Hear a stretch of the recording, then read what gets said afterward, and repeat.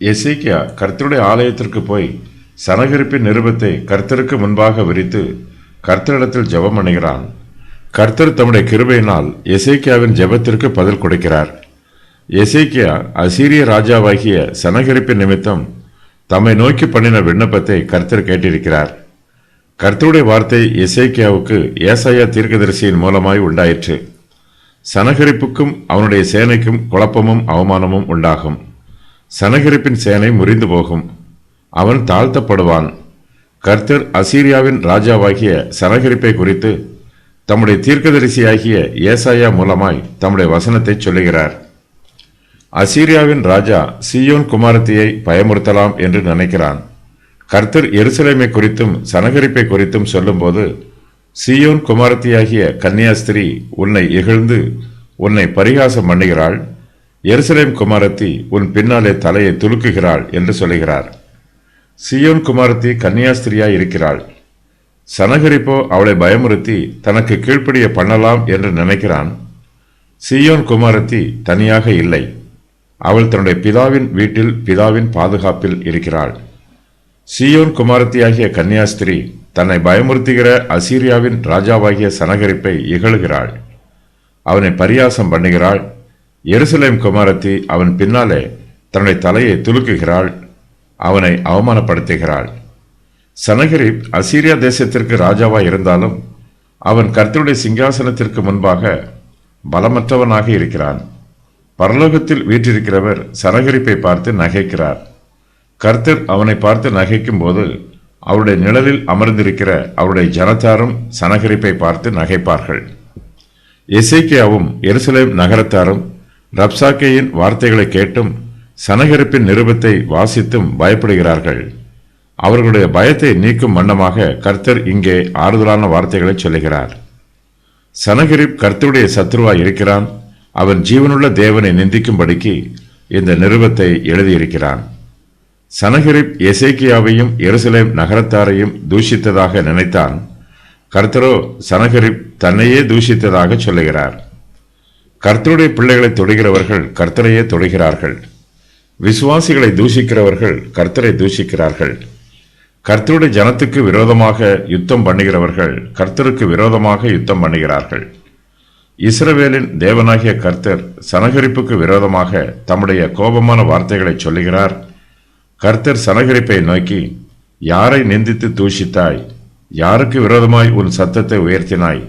நீ இஸ்ரவேலின் பரிசுத்தருக்கு விரோதமாய் அல்லவோ உன் கண்களை மேட்டிமையாய் ஏறெடுத்தாய் என்று கேட்கிறார்.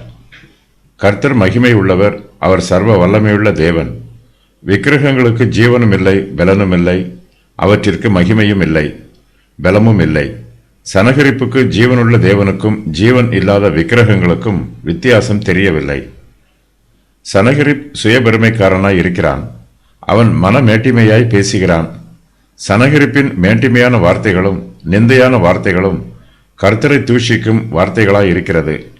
சனகரிப் தன்னுடைய ஸ்தானாபதிகளை கொண்டு இஸ்ரவேலின் தேவனாகிய கர்த்தரை நிந்தித்தான். சனகரிப் தன்னுடைய பெருமையை பற்றி மேட்டிமையாய் பேசும்போது, என் ரதங்களின் திரளினாலே நான் மலைகளின் கொடுமுடிகளுக்கும் லீபனோனின் சிகரங்களுக்கும் வந்து ஏறினேன். அதன் உயரமான கேதுரு மரங்களையும் உச்சிதமான தேவதாரி விருட்சங்களையும் நான் வெட்டி அதன் கடையாந்திர தாவரம் மட்டும் அதன் செழுமையான வனம் மட்டும் வருவேன் என்றும், நான் அந்நிய தேசங்களில் கிணறு வெட்டி தண்ணீர் குடித்தேன்.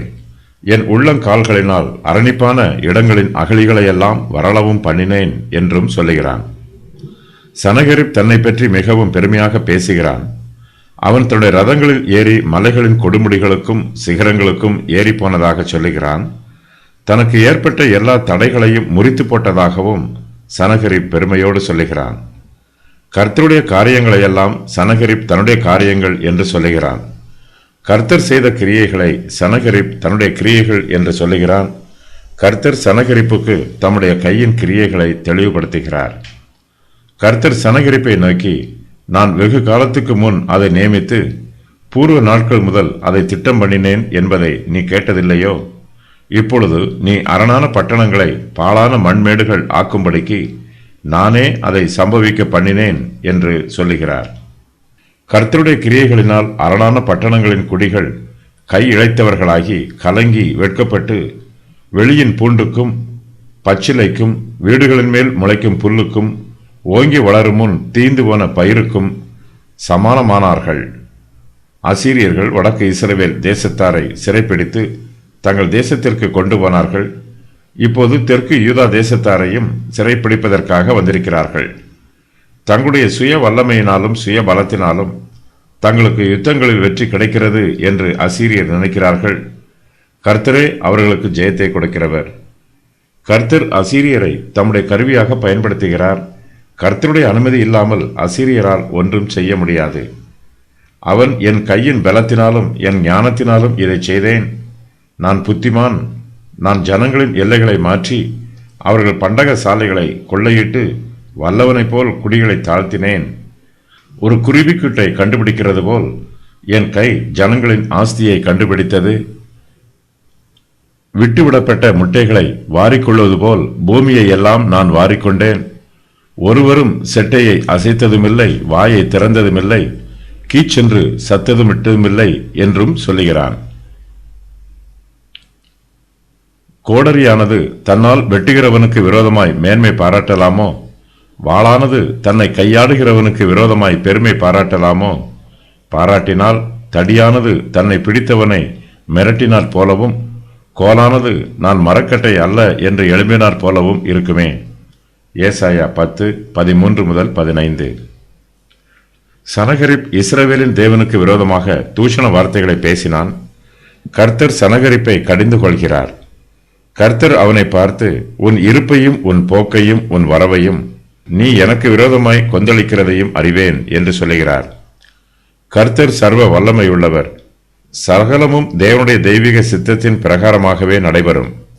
கர்த்தர் சனகரிப்பை குறித்து சொல்லும்போது, நீ எனக்கு விரோதமாய் கொந்தளித்து வீரியம் பேசினது என் செவிகளில் ஏறினபடியினால் நான் என் துரட்டை உன் மூக்கிலும் என் கடிவாளத்தை உன் வாயிலும் போட்டு நீ வந்த வழியே உன்னை திருப்பிக் கொண்டு போவேன் என்று சொல்லுகிறார்.